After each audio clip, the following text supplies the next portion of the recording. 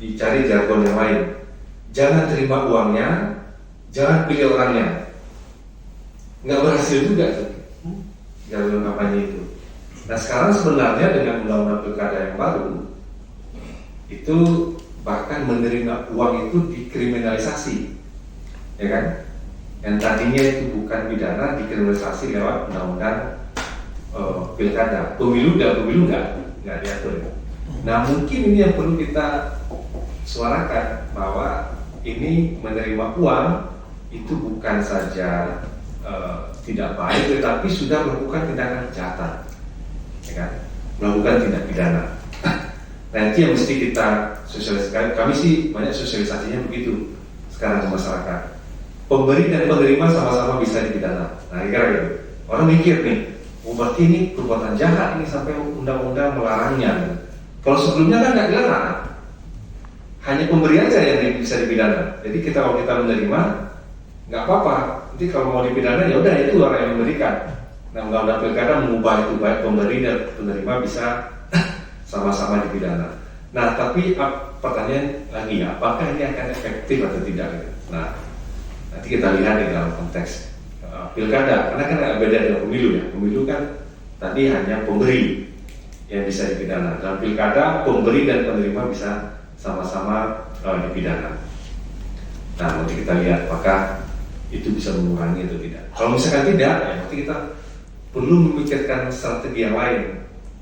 Tadi Mas bilang kalau bisa ini dilembagakan. Nah gimana cara melembagakannya? Sebenarnya kalau satu daerah itu memerlukan pembangunan tertentu, ya itu sesuatu yang wajar, ya kan? Itu aspirasi masyarakat. Tetapi apakah kebutuhan masyarakat itu harus dipenuhi oleh calon atau dipenuhi oleh secara institusional oleh pemerintah sebenarnya? Jadi boleh aja menurut saya kalau misalkan ada calon punya satu program dari calon itu adalah melakukan pembangunan yang spesifik, apakah misalkan jalan pertanian di satu tempat, dia datang ke situ dan menyampaikan program yang dia canangkan, menurut saya itu sesuatu yang wajar. Atau nanti kalau dia dipilih dan dia kembali ke situ dengan merealisasikan janji politiknya, itu sesuatu yang wajar sekali, boleh dilakukan. Tapi bukan calon itu sendiri, bukan dari biaya dia sendiri ya, tapi dari biaya yang dia anggarkan oleh pemerintah ketika dia menjalankan aspirasi itu. Contoh misalkan, meskipun ada pro kontranya soal makan siang gratis, ya kan? Ini kan soal janji kampanye oleh calon Presiden Prabowo pada waktu itu, ya kan? Ini kan menjanjikan juga itu memberikan sesuatu, ya kan? Barang, bentuk makanan. Ketika dia terpilih dan dia mencoba menjadikan ini sebagai satu kebijakan pemerintah untuk direalisasikan kepada masyarakat. Nah itu kan nggak ada larangan yang seperti itu. Nah problemnya adalah yang juga sering terjadi, terutama di dalam konteks pileg ya, kemarin saya dengar juga di beberapa tempat, calon itu datang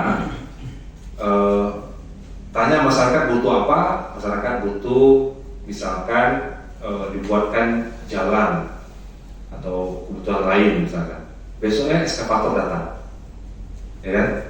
Eskavator datang, kemudian mengkomitmen bahwa masyarakat akan memilih dia. Nah itu termasuk dalam money politik. Dia melakukan satu tindakan, memberikan materi tertentu dengan janji orang untuk memilih dia. Nah dan itu dilakukan secara personal kan.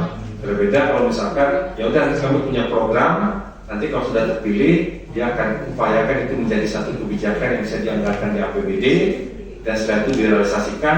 Nah itu proses wajar. Nah mungkin kalau mau diinstitusionalisasikan menurut saya begitu menginstitusionalisasikan bagaimana janji-janji politik kampanye yang dia sampaikan itu sama-sama dikawal untuk dia menjadi satu kebijakan dari pemerintah, kebijakan bupati, kebijakan gubernur, DPRD ya ketika dia sudah terpilih, untuk kemudian direalisasikan lagi ke masyarakat. Begitu seharusnya menginstitusionalisasinya, bukan mempersonifikasi, bukan mempersonalisasi. Yang terjadi selama ini kan banyak yang terjadi bukan menginstitusionalisasi, tetapi justru mempersonalisasi program-program itu seakan menjadi tanggung jawab pribadi. Nah itu yang mungkin yang bisa didorong masyarakat juga ya, untuk membuat satu relasi yang terinstitusional dengan calon-calon yang akan maju dalam konteks politik elektoral. Itu kira-kira bagian dari edukasi politik. Nah, belum lagi soal dana kampanye yang perlu diawasi secara ketat. Menurut saya sebenarnya persoalan money politik itu bisa diatasi dengan dua pendekatan. Satu memang pendekatan yang langsung turun ke masyarakat, memberikan edukasi ke masyarakat, tapi juga harus ada pendekatan dari atas. Pendekatan dari atas untuk mengawasi dengan ketat pendanaan politik. Kalau ada pelanggaran, maka ada sanksi yang tegas betul dikenakan kepada yang melakukan pelanggaran. Saya membayangkan misalkan seperti KPK lah kira-kira. KPK tetapi khusus untuk mempersoalkan pendanaan partai politik termasuk untuk mencegah money politik. Kalau itu dilakukan, saya pikir di atas itu akan bisa berpengaruh mereka untuk tidak melakukan karena problem sekarang ini kan money politik itu terjadi rantainya putus di bawah gitu. Jadi misalkan ditangkap, diusut orang yang mau operator lapangan ditangkap ya, dipanggil oleh polisi, dianggap oleh Bawaslu, ditindaklanjuti oleh Gakumdu. Kadang biasanya putus di situ aja, nggak sampai ke atas. Ini udah kayak sindikat narkoba dalam beberapa hal ya. Sindikat narkoba itu kalau misalkan operator lapangan tertangkap, ya udah dia berhenti di situ, nggak mau dia buka ke atas. Dari mana dia dapat narkoba? Kira-kira gitu ya. Ya dia nggak akan buka sampai ke atas. Begitu juga dalam konteks money politik seringkali terjadi adalah uang itu mungkin tahu misalkan orang yang operator lapangan itu bukan orang-orang yang kaya-kaya banget gitu. Nanti dia akan sampai ini uang pribadi saya yang saya berikan kepada pemilih yang lain.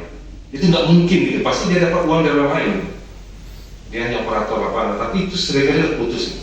Nah itu bisa dibongkar kalau ada satu instansi penyelidik yang independen. Sekarang sentra Gakumdu itu nggak ideal menurut saya. Memang ada sekarang sentra penegakan hukum terpadu, isinya ada Bawaslu, ada kepolisian, kejaksaan, ya. Tapi itu bukan ideal. Bukan ideal kenapa? Karena pendekatan yang dipakai dalam penanganan politik uang, pelanggaran pidana pemilu secara umum, itu adalah pendekatan keamanan. Jadi bukan pendekatan keadilan atau penegakan hukum. Kenapa pendekatan keamanan? Bahaya apa risikonya kalau yang digunakan adalah pendekatan keamanan?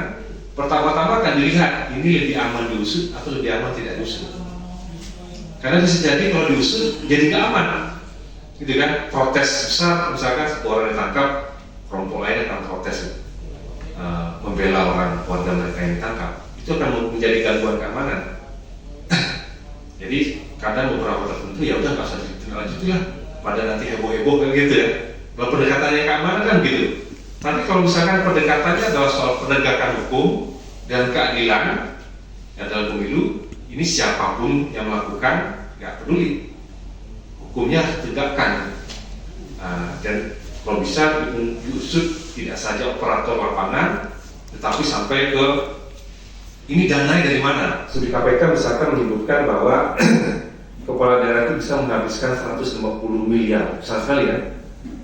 150 miliar itu besar sekali untuk bisa menjadi calon kepala daerah. Belum tentu, itu pun belum tentu bisa terpilih.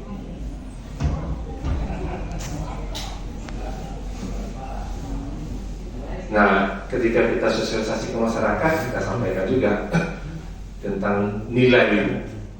Misalkan kita coba simulasi misalkan gitu ya, kalau orang